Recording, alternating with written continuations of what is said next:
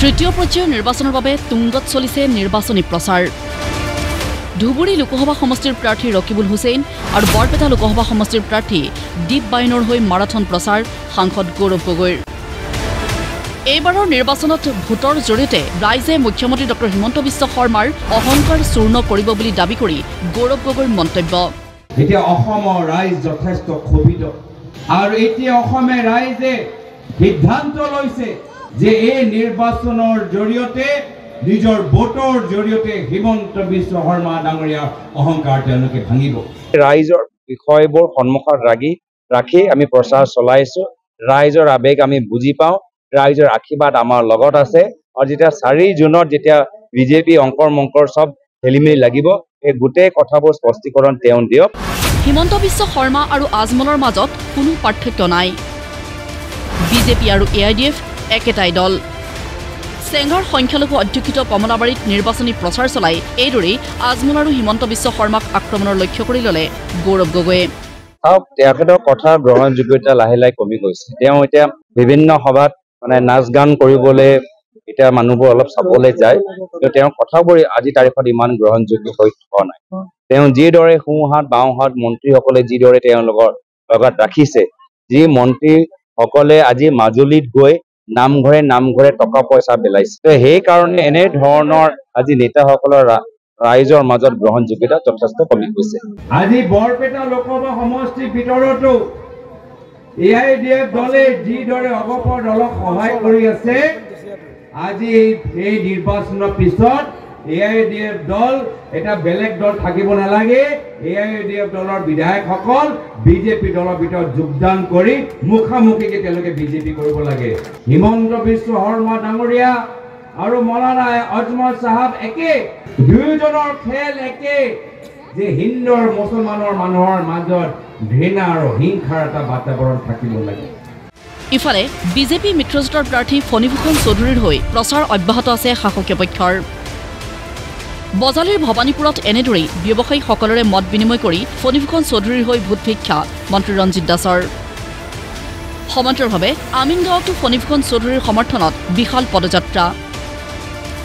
হাতী লৈ উলিওৱা ব্যতিক্ৰমী পদযাত্ৰাত অংশগ্ৰহণ বহুসংখ্যক অগপ আৰু বিজেপিৰ নেতাকৰ্মীৰ ইফালে বিজেপি অগপ আৰু কংগ্ৰেছৰ সমানেই বৰপেটা লোকসভা সমষ্টিত প্ৰচাৰ চলাইছে টিএমচিয়েও হাউলিৰ হালাপাকুৰিত তৃণমূল কংগ্ৰেছৰ প্ৰাৰ্থী আব্দুল কালাম আজাদৰ হৈ প্ৰচাৰ চলালে পশ্চিমবংগৰ কেবিনেট মন্ত্ৰী বাবুল সুপ্ৰিয়ই আক্ৰমণৰ লক্ষ্য কৰি ল'লে বিজেপি দল আৰু মুখ্যমন্ত্ৰী ডক্টৰ হিমন্ত বিশ্ব শৰ্মাক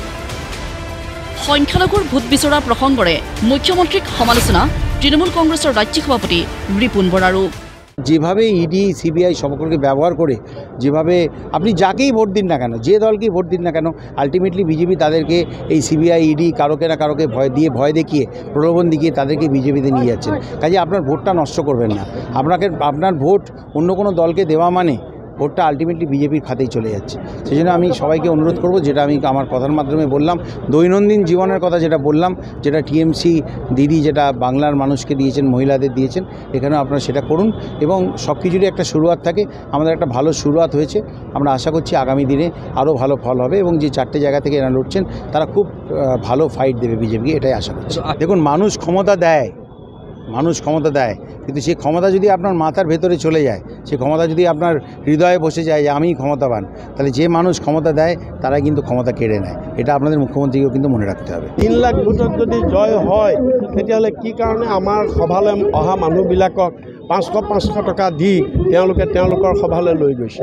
3 লাখ ভোটত যদি জয় হয় তেতিয়াহ'লে এতিয়া দুদিন আছে নিৰ্বাচনলৈ এতিয়াও অৰুণোদয় ফৰ্ম বিলাবলৈ কি দৰকাৰ তেওঁতো নিয়মমতে সংখ্যালঘু ভোট কিয় বিচাৰিছে তেওঁতো কৈয়ে দিছে মুছলমানৰ ভোট নালাগে বুলি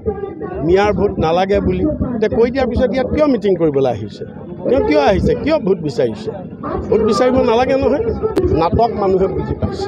আনহাতে সংবাদমেল সম্বোধন কৰি বৰপেটাৰ চিপিআইএমৰ প্ৰাৰ্থী মনোৰঞ্জন তালুকদাৰৰ প্ৰতি সমৰ্থন আগবঢ়োৱাৰ কথা ঘোষণা কৰিলে চিপিআই এমএলএ চিপিআইএমএলৰ ৰাজ্যিক সম্পাদক বিবেক দাসে বিৰোধী মৰ্চাৰ আটাইবোৰ দলেই কংগ্ৰেছৰ পৰিৱৰ্তে বৰপেটাত মনোৰঞ্জন তালুকদাৰৰ প্ৰতি সমৰ্থন আগবঢ়োৱা বুলি মন্তব্য কৰে আমি চিপিআইএমএলৰ তৰফৰ পৰা যদিও আমি ইণ্ডিয়া এলায়েন্সতো আছোঁ বিৰোধী ঐক্য মঞ্চ অসমৰো আমি এটা অংশীদাৰ দল তো আমি বৰপেটা সমষ্টিত আমি CPM-ৰ প্ৰাৰ্থী মনোৰঞ্জন তালুকদাৰৰ প্ৰতি আমি সমৰ্থন আগবঢ়াইছোঁ আৰু সেই হিচাপত আমাৰ বিৰোধী এলায়েন্সৰ প্ৰায়বিলাক দল অখিল গগৈ হওক অসম জাতীয় পৰিষদ হওক অজিত কুমাৰ ভূঞা হওক আমাৰ দল হওক CPI হওক মানে ক'ব গ'লে বিৰোধী ঐক্য মঞ্চ অসমৰ প্ৰায়কেইটা দলেই কিন্তু বৰপেটা সমষ্টিটো CPM-ক এৰি দিব লাগে বুলি তেওঁলোকে মত প্ৰকাশ কৰিছে এতিয়া অপেক্ষা সময়লৈ ৰাইজৰ ৰায় কাৰ সপক্ষে যায় সেয়া সময়ত হ'ব স্পষ্ট ব্যুৰ ৰিপৰ্ট প্ৰতিদিন টাইম